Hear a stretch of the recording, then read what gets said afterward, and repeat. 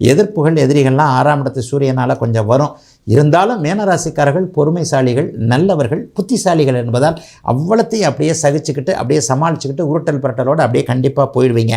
மிக முக்கியமாக சொல்ல வேண்டியது 50 வயதுக்கு மேற்பட்ட மீனராசிக்காரர்கள், ஒரு நடுத்தர வயது தாண்டினவங்களுக்கெல்லாம் இதெல்லாம் நல்லா நடக்கவே நடக்காதுங்க.